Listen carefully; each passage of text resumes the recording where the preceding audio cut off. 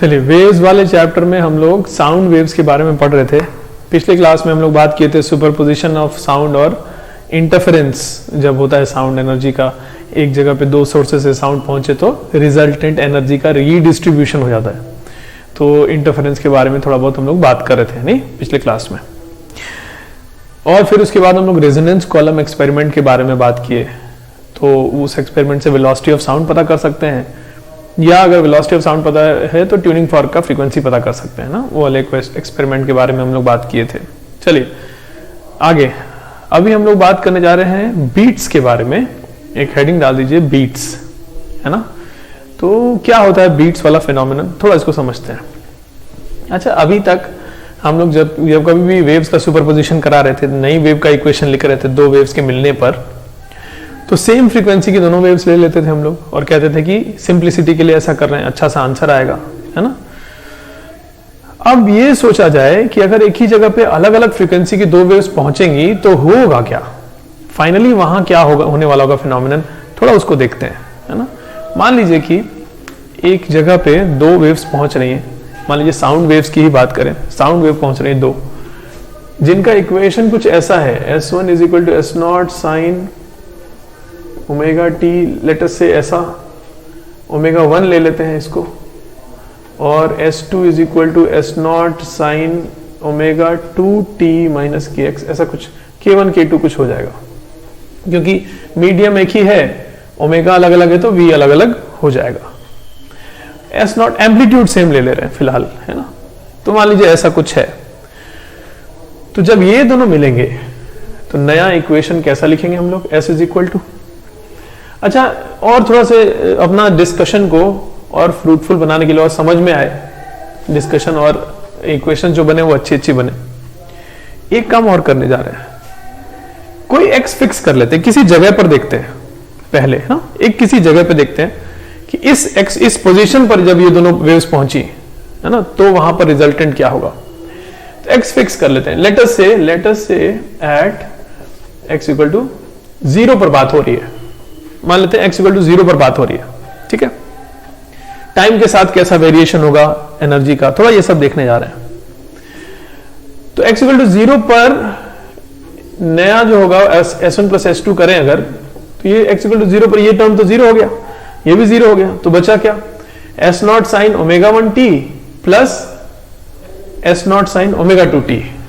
तो sine C plus sine D वाला formula लगा दें, तो 2 sine C plus D by 2 sine cos C minus D by 2, ऐसा कुछ होगा। तो लिख दें, तो हो जाएगा कि ये 2, अच्छा S0 तो है ही, S0 into 2 sine C plus D by 2 sine कितना हो जाएगा, ओमेगा 1t प्लस ओमेगा 2, तो ओमेगा 1 प्लस ओमेगा 2 कर दें, t common, plus omega 2 by 2, ऐसा लिख दे रहे, देखो ठीक है ना। 2 sine C plus D by 2 cos C minus D by 2, C minus D करें तो omega 1 minus omega 2 by 2, C plus D by 2 C minus D by 2। तो ऐसा कुछ इक्वेशन मिला, इतना लंबा सा इक्वेशन मिल गया, वो भी एक्स फिक्स एक ही जगह पे देख रहे हैं। तब एक्स भी होता तो और भी कुछ लिखा होता ना आगे, नहीं, इतने पे फोकस करते हैं पहले कि किसी एक जगह पे देखेंगे तो ऐसा इक्वेशन दिखा। अब ये देखो क्या है, इसका ग्राफ पहले सोचते हैं कि कैसा बनता है और फिर उससे कुछ मतलब निकालेंगे उसका।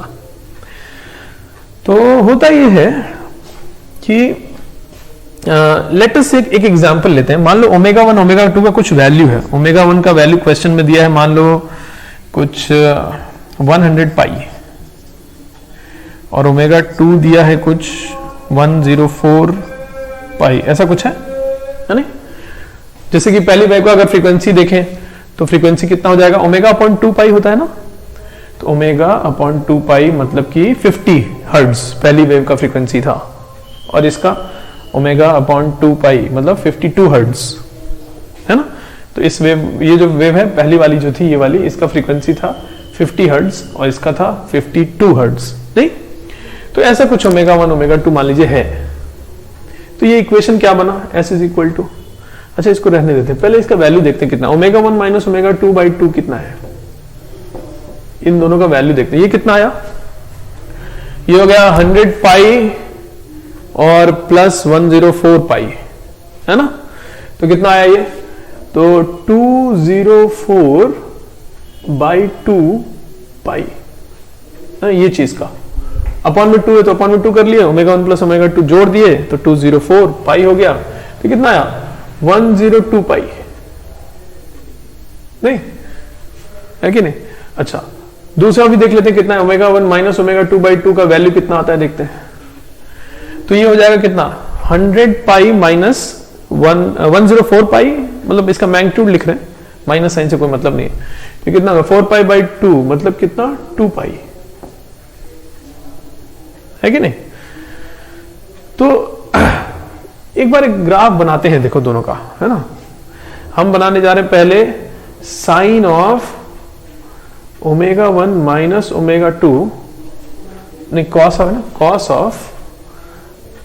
Of omega 1 minus omega 2 by 2 into t का ग्राफ बनाएंगे यहां पर। तो कैसा दिखेगा ये कॉस का फंक्शन है, तो कुछ ऐसा ग्राफ होना चाहिए, है कि नहीं। यहां से घटेगा फिर बढ़ेगा, ऐसा कुछ होगा ग्राफ। और इसका देखो फ्रीक्वेंसी कितना है, ये चीज का, ये ओमेगा कॉस ओमेगा टी जैसा लिखा है ना, तो एंगुलर फ्रीक्वेंसी ये वाला चीज है।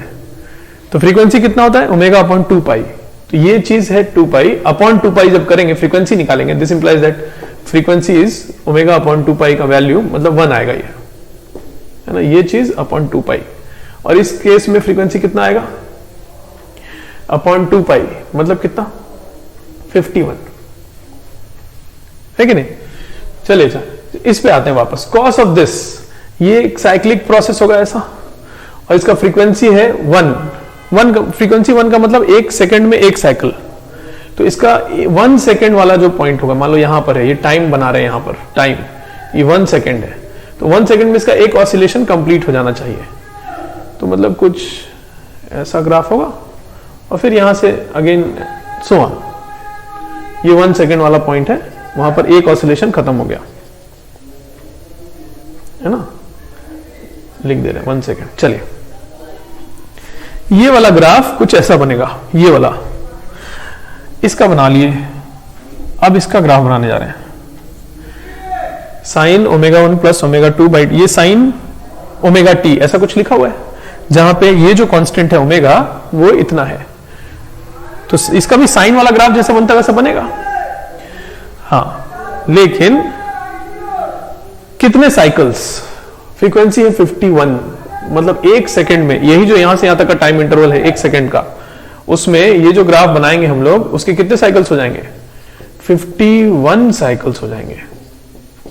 ये जो ग्राफ अब बनाने जा रहे हैं यहां पर, उसके 51 साइकिल्स हो जाएंगे।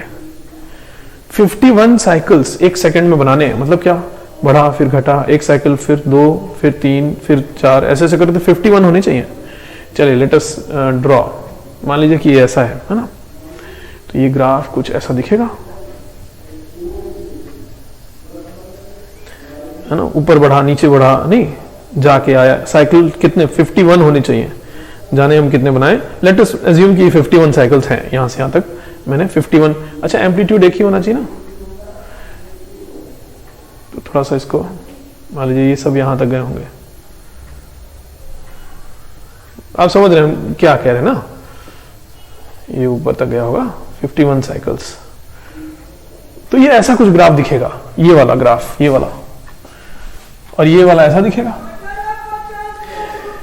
तो जो इनका प्रोडक्ट है दिस इंटू दिस, इसका ग्राफ जब बनाया गया तो वहां नीचे जगह नहीं है, नहीं तो नीचे ही बनाते हैं हम, इधर बना दे रहे हैं। इसका जो ग्राफ बनता है वो कैसा आता है पहले बताते हैं, फिर बात किया जाएगा कि ऐसा हम लोग कैसे सोचेंगे कि कैसा आना चाहिए था। इसका जो ग्राफ होता है वो देखो ऐसा होता है, ये 1 सेकंड लिखा हुआ है, वही वाला पॉइंट ले रहे हैं इधर यहां पर, इसके नीचे आप कॉपी में बनाइएगा तो इसी के नीचे बनाइएगा ये तीसरा वाला ग्राफ। तो 1 सेकंड तक का अगर बना रहे हैं इसका ग्राफ, ये पूरा प्रोडक्ट, तो ये ऐसा होता है। रुको अभी ग्राफ नहीं, अभी तो हम बस सीधा ही ले रहे हैं, ऐसा नहीं, उसके जैसा बनाना होगा। ये अभी ग्राफ नहीं बना रहे, अभी बस कुछ लाइंस बना रहे, बाउंड्रीज बना रहे हैं, फिर ग्राफ बना देंगे। और ये मान लीजिए ऐसा कुछ। तो चलिए अब ग्राफ बना रहे हैं। ये जो ग्राफ प्रोडक्ट है ना दोनों, ये ऐसा दिखता है,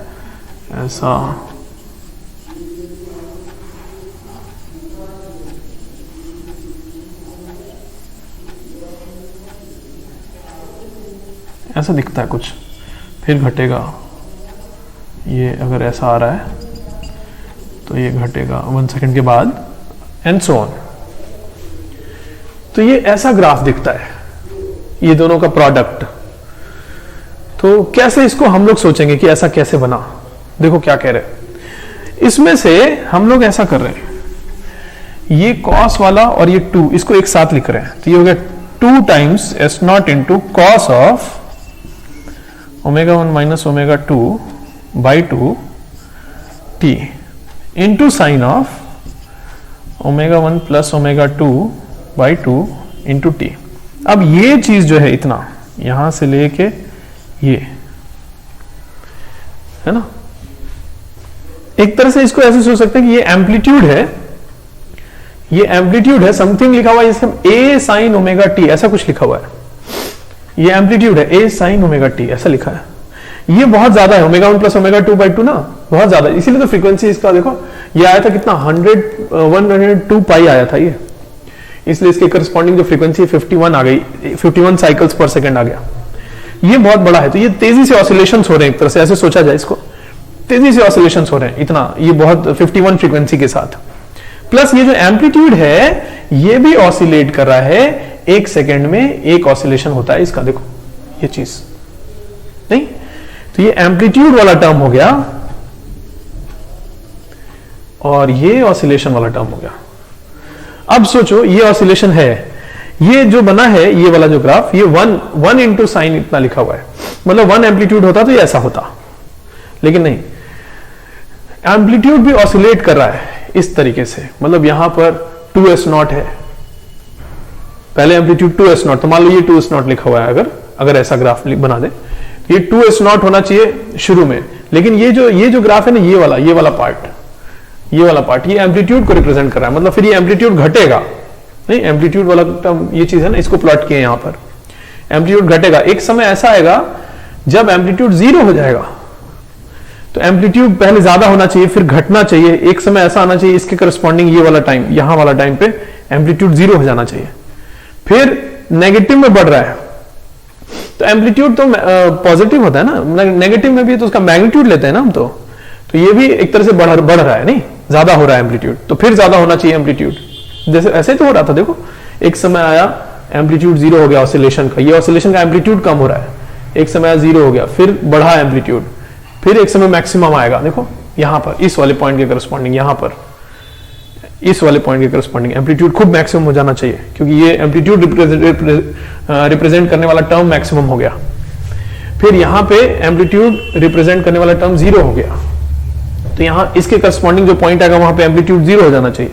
देखो इसके करस्पॉन्डिंग यहां पर एम्पलीट्यूड 0 हो गया, तो एम्पलीट्यूड ऑसिलेट कर रहा है, और ये ग्राफ देखो यहां पर मैक्सिमम एम्पलीट्यूड यहां 0 होना है, तो यहां से ऐसा कुछ 0 हो गया एम्पलीट्यूड, फिर यहां से बढ़ा, यहां मैक्सिमम, यहां पर मैक्सिमम ऐसा हो गया नहीं, एम्पलीट्यूड मैक्सिमम हो गया, फिर यहां पर एम्पलीट्यूड 0 होना है, तो यहां पर 0 हो गया, फिर यहां पर मैक्सिमम होना है, ये हो गया मैक्सिमम हो गया, और नीचे भी ऐसे बना दें, ये तो ऑसिलेशन है, तो ऐसा कुछ,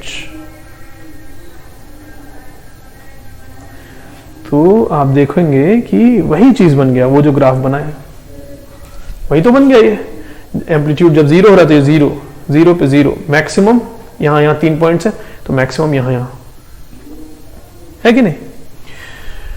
चलिए अच्छा, तो ये बात, इस तरह का जो ग्राफ होता है ना, जब अलग अलग फ्रीक्वेंसी की 2 वेव्स मिलती हैं, तो जो रिजल्टेंट वेव बनती है उसका इस तरह का वेव इक्वेशन वेव को प्लॉट किया जाए डिस्प्लेसमेंट वर्सेस टाइम, तो ऐसा कुछ दिखाई देता है।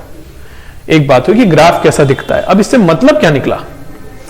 मतलब ये निकला कि जैसे हम लोग बात कर रहे थे किसी गिवन पोजीशन पर, मान लीजिए x = 0 वाले पोजीशन पर देखे 2 वेव्स वहां पे पहुंची थी, तो रिजल्टेंट ऑसिलेशन एक ही जगह पर देख रहे हैं, और वेव का एम्पलीट्यूड कैसे वेरी कर रहा है, रिजल्टेंट वेव का एम्पलीट्यूड मैक्सिमम हुआ, जीरो हुआ, फिर मैक्सिमम एम्पलीट्यूड, फिर जीरो एम्पलीट्यूड, फिर मैक्सिमम एम्पलीट्यूड, टाइम के साथ ऐसे वेरी कर रहा है। अब जैसे 1 सेकंड है, 1 सेकंड तक कैसे मैक्सिमम से जीरो होकर फिर मैक्सिमम, सॉरी मैक्सिमम से जीरो हुआ, फिर मैक्सिमम, फिर जीरो, फिर मैक्सिमम, ऐसे ऑसिलेट कर रहा है।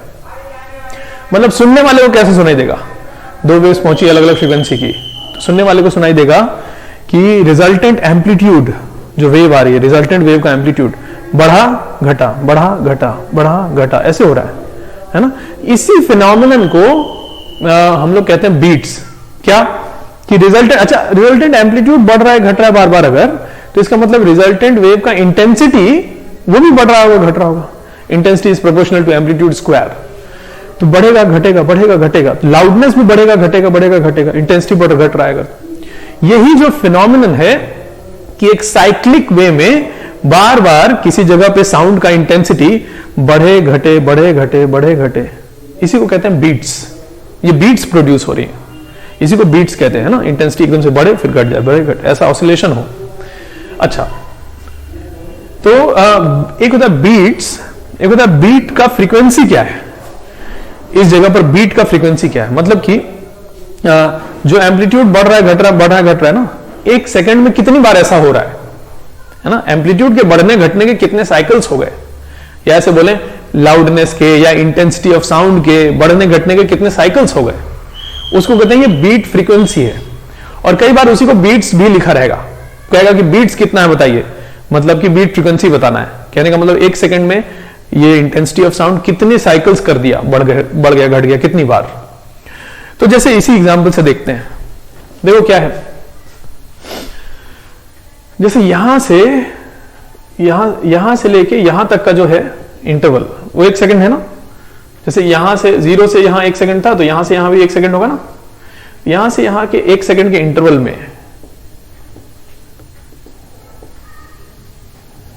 देखे तो एक बार 1 साइकिल हो गया इंटेंसिटी का, दूसरा है ना 2 बार, बात सही कि नहीं।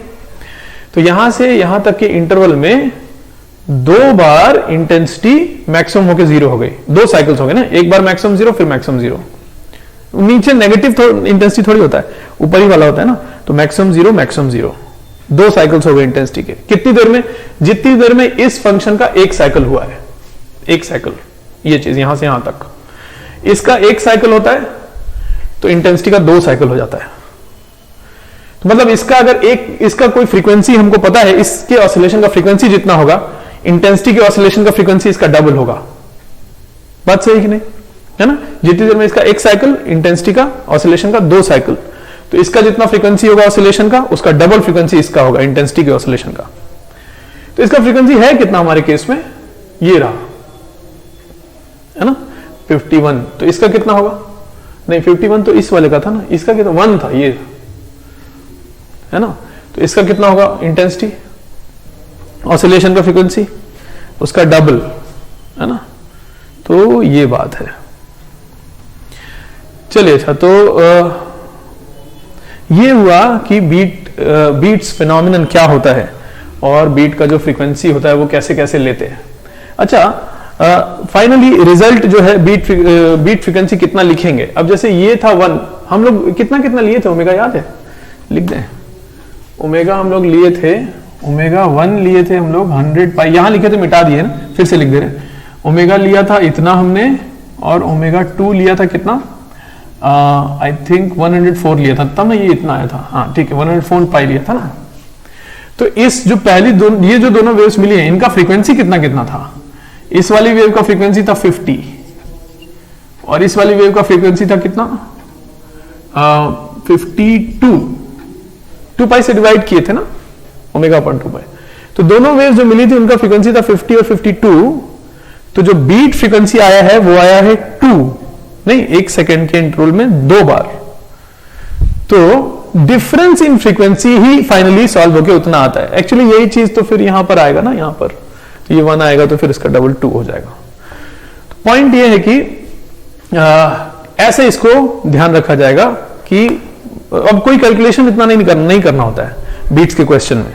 बस क्या, दोनों वेव्स जो आ रही हैं उनका फ्रीक्वेंसी अगर दिया है तो फ्रीक्वेंसी में डिफरेंस निकाल दीजिए, वही बीट फ्रीक्वेंसी होता है। सिंपल सी बात है ना।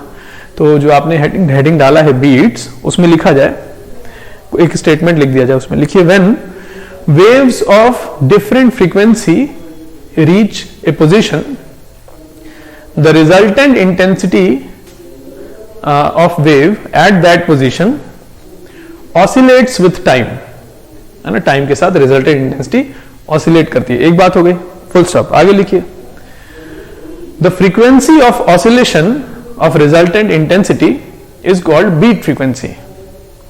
दो चीज हो गया। और एक बात लिखिए, if frequencies of the component waves are f1 and f2 then beat frequency will be f1 minus f2, और मॉड के अंदर लिखने वाले हम ऐसा लिखने वाले हैं। क्यों ऐसा लिख रहे हैं, मॉड के अंदर क्यों लिख रहे हैं? सिर्फ ये कहने के लिए कि मैग्नीट्यूड होगा इसका। जैसे अगर कोई कहे कि ये छोटा ये बड़ा, तो क्या नेगेटिव लिख देंगे क्या बीट फ्रीक्वेंसी? नेगेटिव नहीं लिखना है, पॉजिटिव लिखना है। तो दोनों के बीच का जो डिफरेंस है वही बीट फ्रीक्वेंसी होता है। जैसे इस केस में डिफरेंस था 2, तो बीट फ्रीक्वेंसी भी 2 आया। अगर हम यहां पे डिफरेंस 4 लिए होते, फ्रीक्वेंसीज का डिफरेंस, तो ये 4 साइकिल्स होते इसमें सॉल्व करने पर। चलिए अच्छा, तो ये होता है बीट फ्रीक्वेंसी। तो बीट के क्वेश्चंस देखो, बीट का कॉन्सेप्ट समझने के लिए बस हम लोग इतना डिस्कशन किए कि आखिर बीट क्यों होता है, एक ही जगह पे इंटेंसिटी क्यों मैक्सिमम मिनिमम होते हैं, क्यों साइक्लिक होता है ना, ये सब पता करने के लिए ये सब डिस्कशन इतना किए। क्वेश्चन करते समय ये सब कुछ नहीं करना है।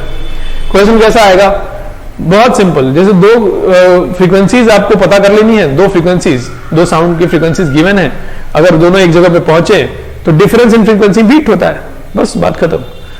अच्छा जैसे देखो एक चीज ऐसे रहता है, आपको पहले क्लासेस में हम बता रहे थे कि कोई ट्यूनिंग फॉर्क है तो उसका अगर वैक्सिंग या लोडिंग कर दे तो उसका फ्रीक्वेंसी घट जाता है ना, और अगर उसका फाइलिंग कर दें या रबिंग कर दें तो उसका फ्रीक्वेंसी बढ़ जाता है।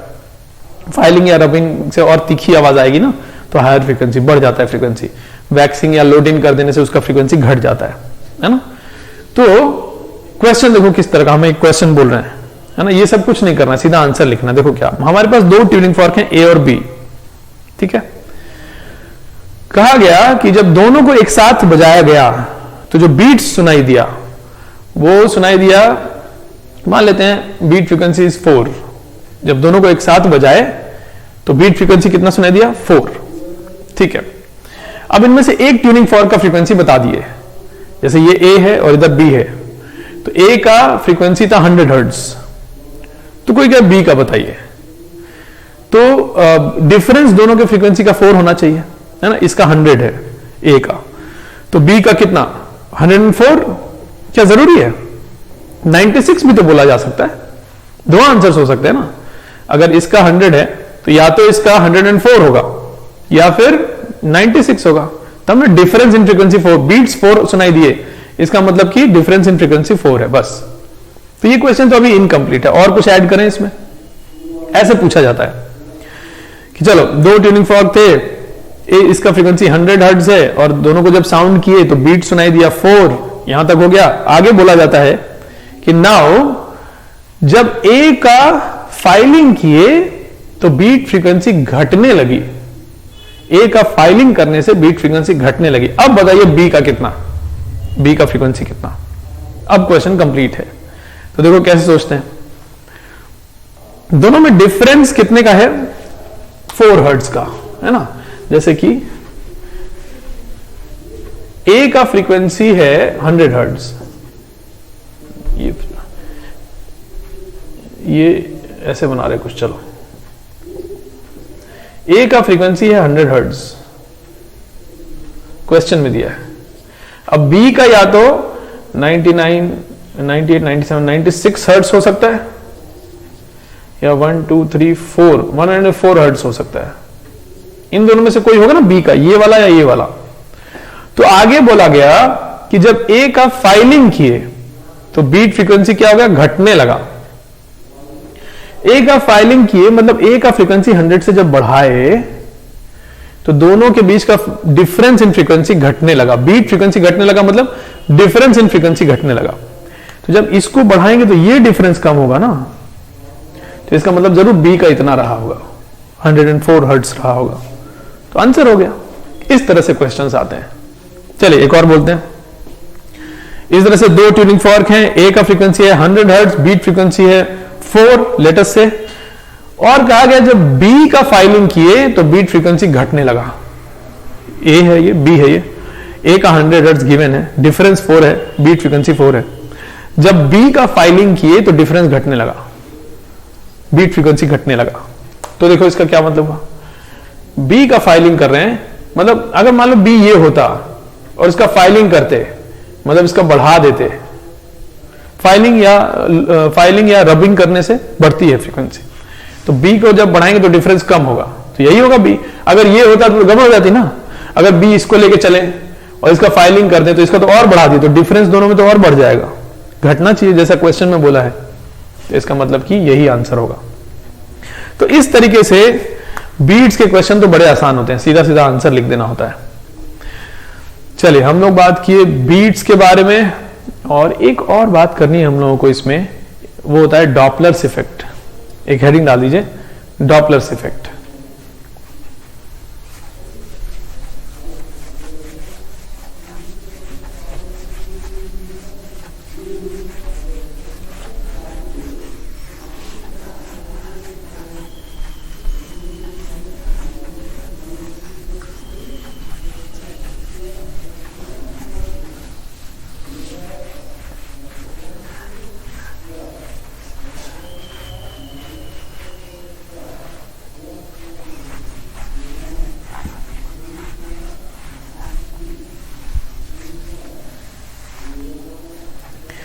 देखिए पहले तो डॉपलर्स इफेक्ट है क्या चीज।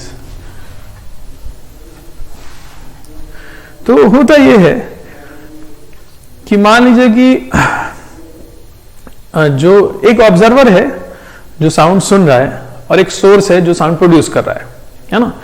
मान लीजिए कि सोर्स जो है वो इस रूम के एक एंड पे है, ऑब्जर्वर दूसरे एंड पे है, वहां से साउंड प्रोड्यूस हो रहा है, वो सुन रहा है, ठीक है। कितनी फ्रीक्वेंसी उसको साउंड की सुनाई देगी, जितना फ्रीक्वेंसी वहां से प्रोड्यूस हो रही है। मतलब कि अगर 1 सेकंड में वहां से 2 साइकिल्स प्रोड्यूस हो रहे हैं साउंड के, तो ये 2 साइकिल्स यहां पे सुनेगा, वेव है ना, तो जितने साइकिल्स वहां से प्रोड्यूस हो रहे हैं उतने यहां पहुंचेंगे, ये हो गया।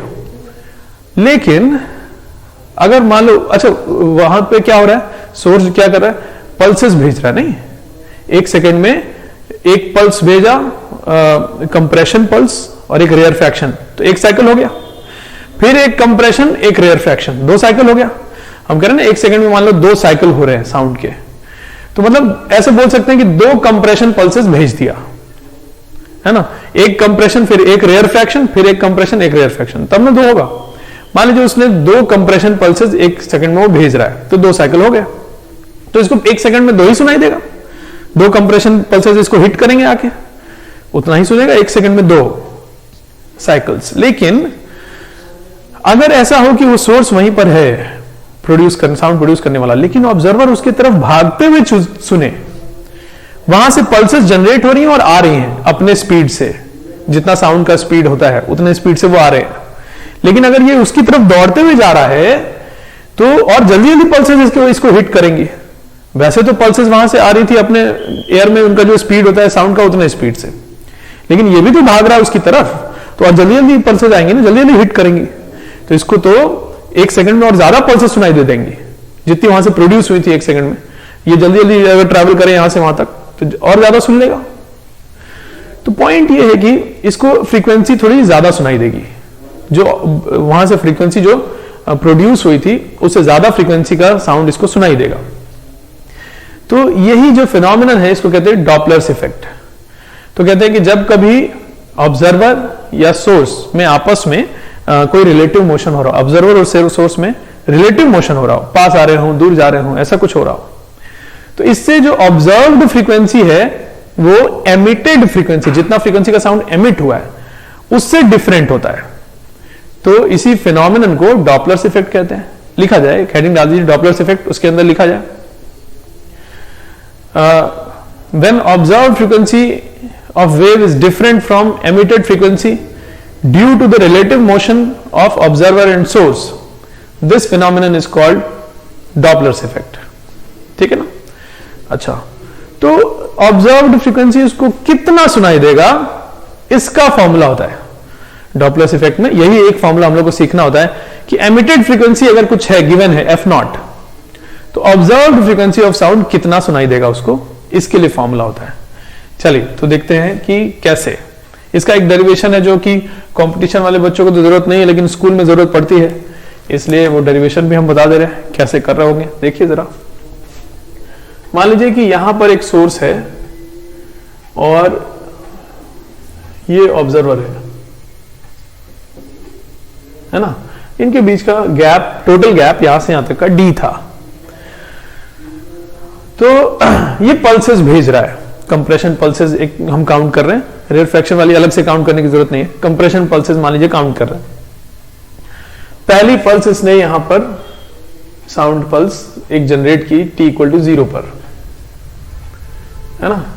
ये भी मोशन में है, मान लीजिए ये इसके पास आ रहा है, जैसा एग्जांपल अभी बोल रहे थे, ये vo लिख दे रहे हैं, वेलोसिटी ऑफ ऑब्जर्वर के लिए vo से आ रहा था, पहले d डिस्टेंस था t इक्वल टू 0 पर, और यहां से पल्स चलना शुरू की। ये जो पल्स आगे ट्रेवल करेगी वो कितने स्पीड से ट्रेवल करेगी, तो वो तो अपना जो साउंड का एयर में स्पीड होता है उतने से ट्रेवल करेगी, तो उसको v लिखा जाएगा हम लोग, ये vo हो गया। ये पल्स आगे जा रही होगी v से, मान लीजिए सोर्स अभी रेस्ट पे है ना, तो ये कहानी हो गई। चलिए तो नेक्स्ट, अब देखो क्या होगा, कुछ थोड़ा सा समय बीतने पर, कितना, मान लीजिए ये कैपिटल T है टाइम पीरियड ऑफ वेव जो भेज रहे हैं ना, उसका टाइम पीरियड ऑफ ऑसिलेशन, मतलब कि एक इतने टाइम बीतने पर नेक्स्ट पल्स यहां से भेजी जाएगी, यही तो मतलब हुआ है ना, इतने इतने टाइम इंटरवल्स पर अगली पल्स, कंप्रेशन पल्स भेज रहे हैं, तो एक साइकिल हो जाएगा, इतने इतने टाइम पर एक साइकिल हो रहा है। तो जब ये दूसरी पल्स भेजी जा रही है, तो पहली वाली तो फिर आगे निकल चुकी होगी, रुक जाओ उसको ड्रॉ करके दिखाए। तो t इक्वल टू 0 पे पहली चलना शुरू की थी, t equal to capital T पे जो इसका टाइम पीरियड है, उतनी देर के बाद दूसरी पल्स चलना शुरू की, तो पहली वाली यहां कुछ आगे तक पहुंच चुकी होगी और आगे जा रही है, और दूसरी वाली अब यहां से चलना शुरू की, है ना। ऑल्सो इतनी देर में ये ऑब्जर्वर भी अपना vo से चल रहा है, ये भी कुछ आगे आ गया होगा, ये यहां से यहां पहुंच चुका है ना, कुछ आगे आ चुका है। सोर्स अपना रेस्ट पे था, अपनी जगह पे है, जहां था वहीं है ना। ये पल्स नंबर 1 है, ये पल्स नंबर 2 है। हमको पता करना है कि ऑब्जर्वर कितनी कितनी देर में पल्सेस सुनेगा, ठीक है। चलिए देखते हैं। फिर मान लेते हैं एक टाइम है t इक्वल टू t1, जिस समय, अच्छा सोर्स वही बना रहे बार बार, जिस समय ऑब्जर्वर ने पहला पल्स को सुना, पहला पल्स उसके पास पहुंचा, तो पहली पल्स जब पहुंची तो ऑब्जर्वर मान लेते यहां तक था,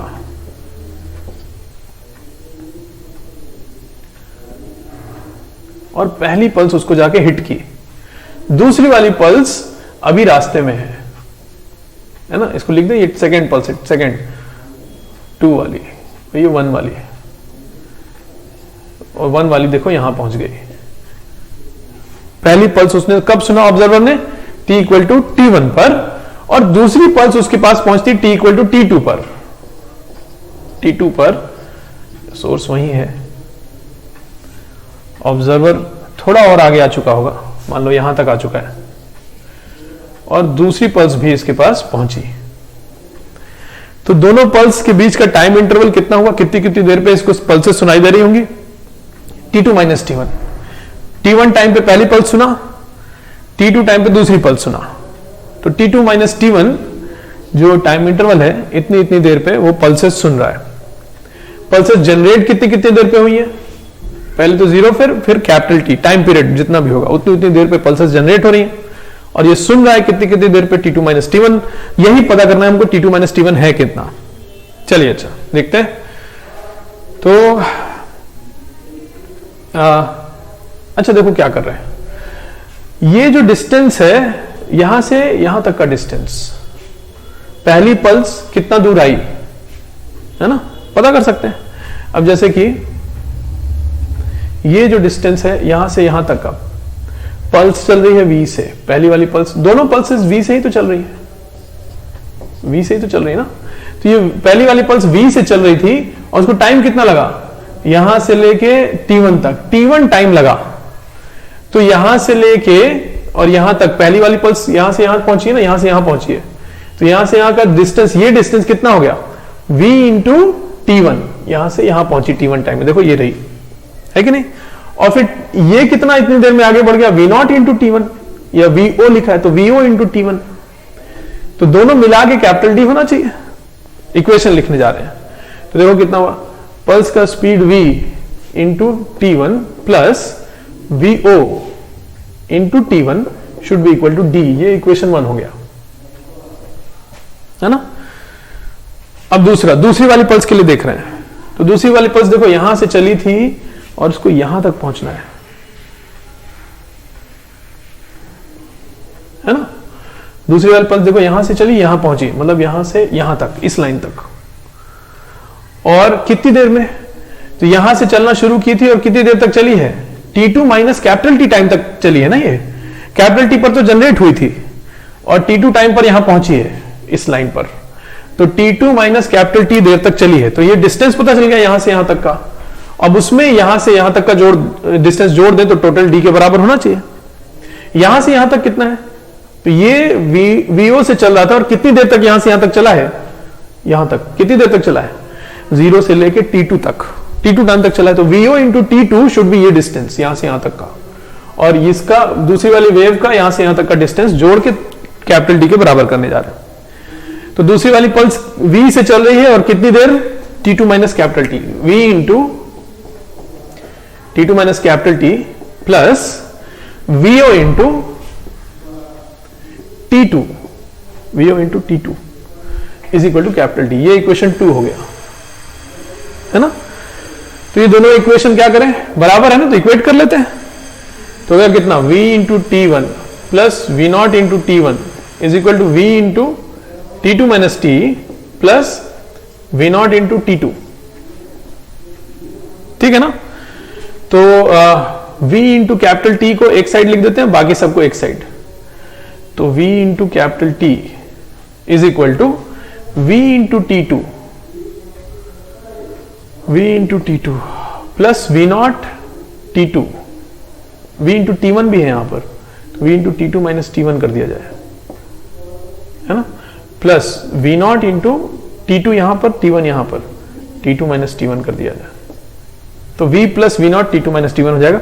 v into t is equal to v plus v naught t2 minus t1।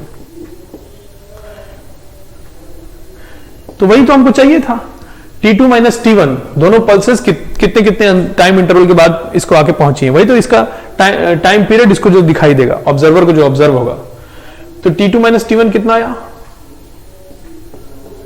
t2 minus t1 is equal to v upon v plus vo into capital T, या फ्रीक्वेंसी जो होता है वो 1 अपॉन टाइम पीरियड लिखा जाए, तो इसको 1 upon कर दे रहे हैं, पूरा साथ दोनों तरफ को 1 अपॉन कर दे रहे हैं।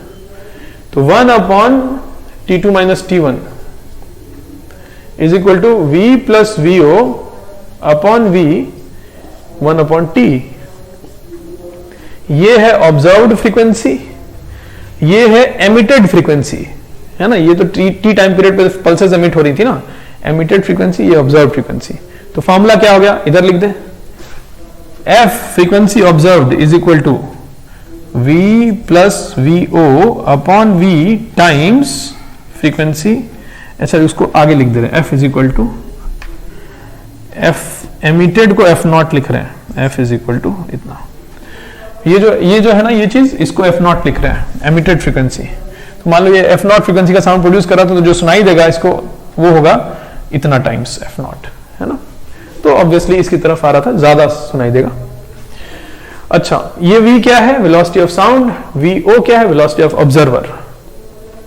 चलिए तो इसमें हम लोग जो डेरिवेशन कर रहे थे वो इसके लिए कर रहे थे कि अगर ये ऑब्जर्वर मूव कर रहा हो, सोर्स रेस्ट पे हो, दोनों मूव कर रहे हो तब वो भी चले तब कैसे करेंगे, वो भी एक डेरिवेशन कर देते हैं जल्दी से।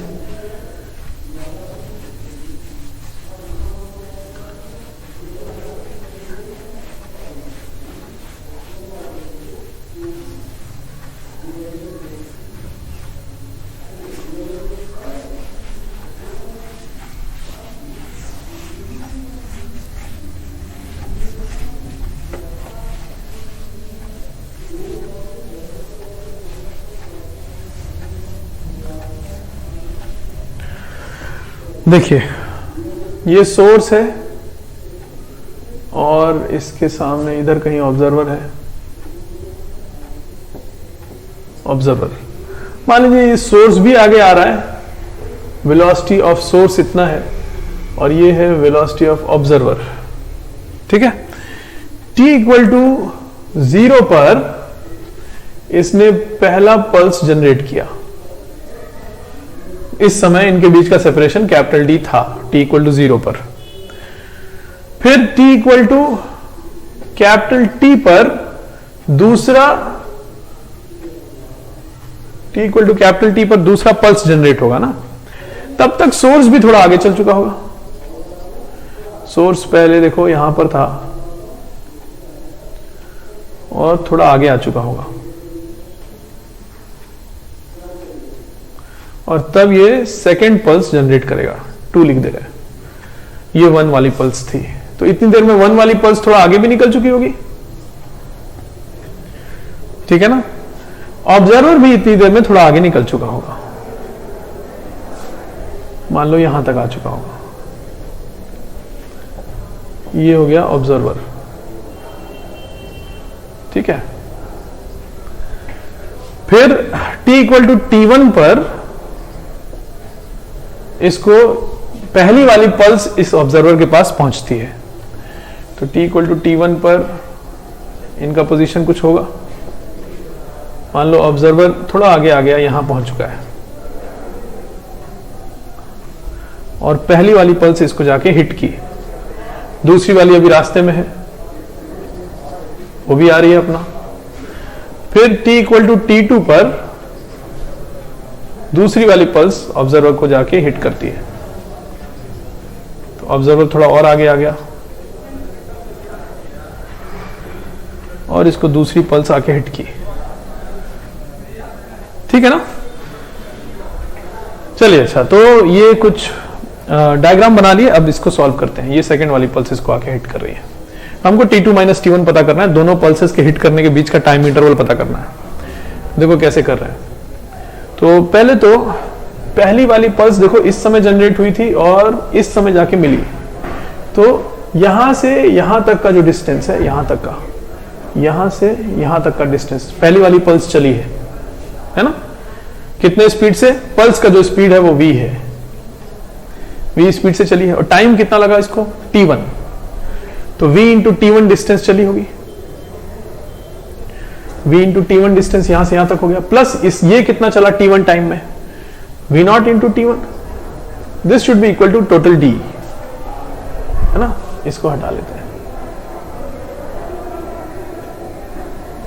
यहां से यहां तक आ गया नहीं ऑब्जर्वर, देखो यहां पर T1 टाइम में, तो दोनों मिला के कैपिटल D कर दिए, एक बात होगी। अब दूसरी वाली पल्स देखो कहां से कहां तक चली, यहां से चलना शुरू की दूसरी वाली पल्स और यहां जाके देखो मिलती है ऑब्जर्वर से यहां पर, तो यहां से यहां तक का डिस्टेंस चले, दूसरी वाली पल्स ये डिस्टेंस चली कितनी देर में? T2 माइनस T टाइम में, तो यहां से यहां तक का डिस्टेंस हो गया v, इसका पल्स का velocity into T2 minus T1, और उसमें ये डिस्टेंस भी ऐड करें इधर और यहां से ये डिस्टेंस भी ऐड करें इतना, तब d के बराबर होगा। तो ये और प्लस ये कितना है? vs वेलोसिटी ऑफ सोर्स और कितनी देर तक? t टाइम में, vs इंटू टी। चलिए लिखना शुरू करते हैं, पहले ये पल्स लिखते हैं, यहां से यहां तक कितना दूर हुआ। पल्स चलिए v स्पीड से और टाइम कितना है? T2 minus T, T2 minus capital T, plus यहां से ये डिस्टेंस ऐड कर रहे हैं vs into capital T, vs into capital T, plus यहां से ऑब्जर्वर यहां से यहां तक कितना आया, है ना, तो कितना टाइम तक? तो यहां से T2 टाइम तक, ये T2 टाइम है ना, तो T2 टाइम तक चला है VO से, VO into T2 should be equal to D, है ना।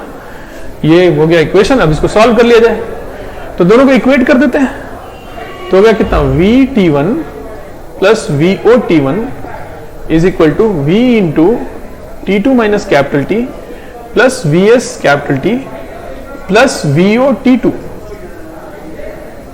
है ना।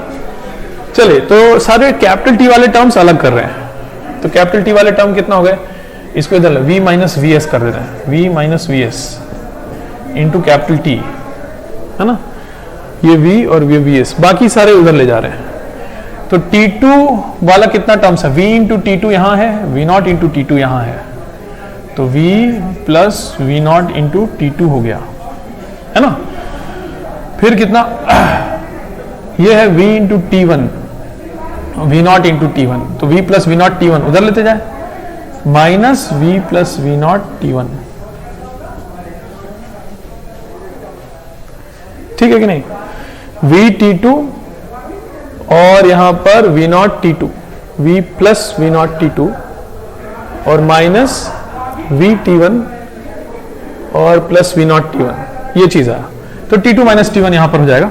चलिए, तो v minus we S into capital T, v minus we S into capital T is equal to v plus we O times T two minus T one.